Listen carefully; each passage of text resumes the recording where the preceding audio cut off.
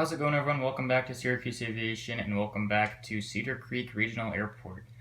Man, it's been quite a while since we've last paid a visit to this airport. I'm super glad to be back, though. There's a lot to get into.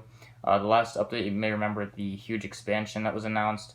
There's been a lot of progress made on that expansion. The entirety of the old board in the terminal is completely gone at this point. Everything's been moved over to here. There's actually, as well as the expansion, there's some new operations. There's one new operation, one new flight that is taking place. So we have that to get into. The whole expansion isn't completely finished. I'm still working on it. So the aircraft you see right now will be different from what the gate assignments will be in the end, because obviously, as I was saying, the whole airport isn't finished. So a lot of the airlines had to take gates that will be for other airlines in the future. So with that being said, we're going to get started here at Gate 1 as per usual, which all the jet bridges, most of the jet bridges in the first few updates of the new terminal will be glass, and a couple of them will still be standard.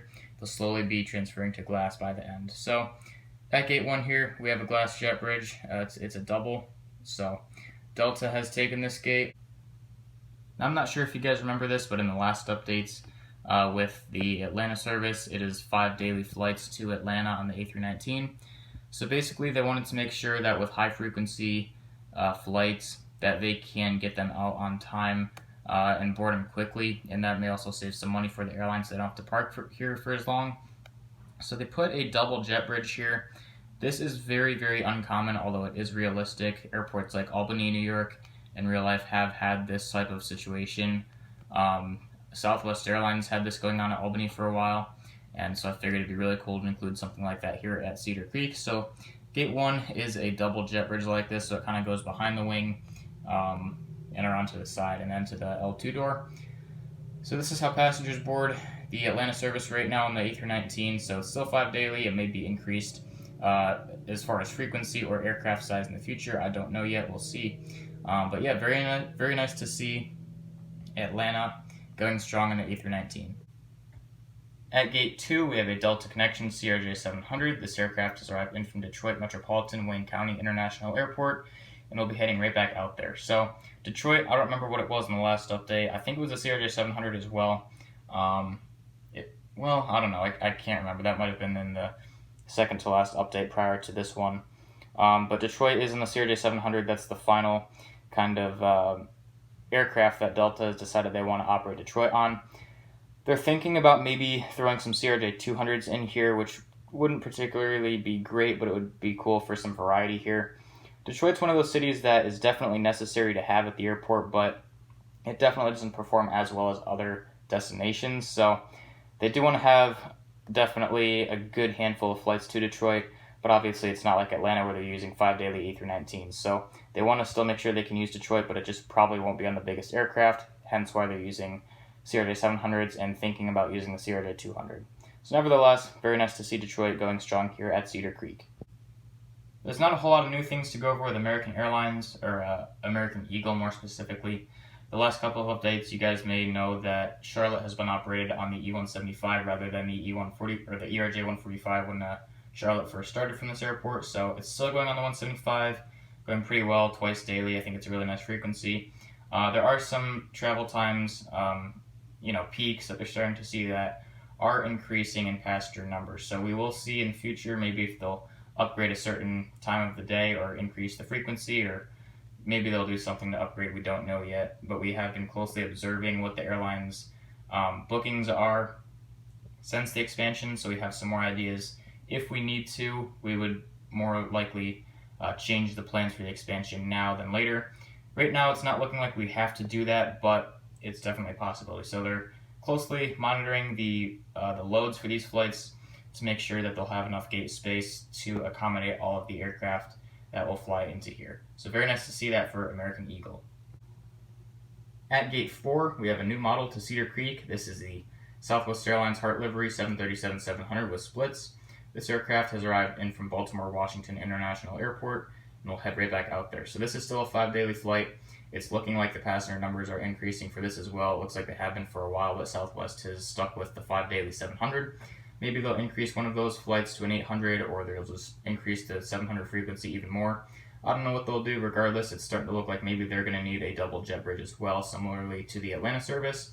That would be really cool to see. No plans confirmed for that yet, but it's definitely a possibility, so keep your eye on for that.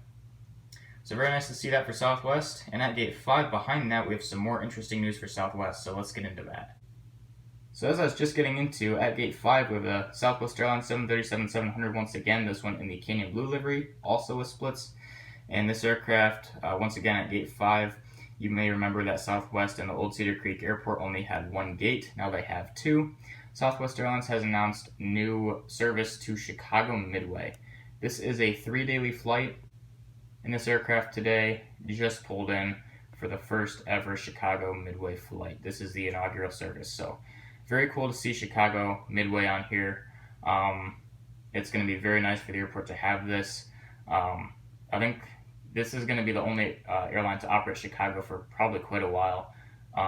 If United gets in here, they'll probably do something with Chicago here, but Southwest is going to carry all of the Chicago passengers out of this airport, so it's quite an honor for Southwest to be the only airline serving Chicago, especially when there's multiple airlines that could do that. Again, United to name one, and American being the other. So yeah, not a whole lot to go over with Chicago Midway. As I said, it's a 3 daily flight. Very, very helpful and very useful for the city of Cedar Creek to be able to have such a flight. And that'll be mostly for business. There's not really a whole lot of vacation demand for Chicago. There is maybe some in the summertime, but year-round, mostly it's going to be business. The final aircraft for today at gate 6, wrapping up the update for us, is this Allegiant Air Airbus A319. This aircraft has arrived in from Las Vegas and will be heading right back out there. All of Allegiant's services are still on the A319s, as is Las Vegas. Obviously included in all of those routes. They're all 319s, so nothing new to see here. It'd be cool to see some A320s sneaking in here in the future. For now, though, it's going to be the A319. I'm not complaining. This is a really nice aircraft, and it's a very good size aircraft for all of these destinations and flights out of Cedar Creek to all of Allegiant's various destinations. So, as I said, this aircraft arrived in from Las Vegas and will head right back out to Las Vegas. So as I was saying in the beginning of the update, this isn't the complete new Cedar Creek. There's a lot more work that has to be done, but this is just kind of a nice little glimpse of what's to come. So as I was saying earlier as well, all of these gates will not be the final gate assignments. This is just the gates that are available to use at this part of the airport, while the rest behind the little partition wall over there is still under construction, kind of hidden, out of sight. They keep that a surprise. It's similar style to this, just a couple different things. So I'm very excited to have this airport done. I'm hoping to get the rest of it done by summer. We'll see if that is able to happen. I think there's a very good chance I will be able to finish by then. But yeah, it's been very cool to film this for you guys. It's really fun to be able to announce new things like this and kind of go through all these, the new stuff, including the new Southwest service and all of that. So I'm very pleased with the way it's turning out. Hopefully you guys are too. Let me know your opinions in the comment section below. That being said, that is the end of this Cedar Creek update. So thank you very much for watching. If you have any questions or comments, leave me a comment below. Please consider liking the video and subscribing to the channel. Thanks for watching, and I will see you in the next video.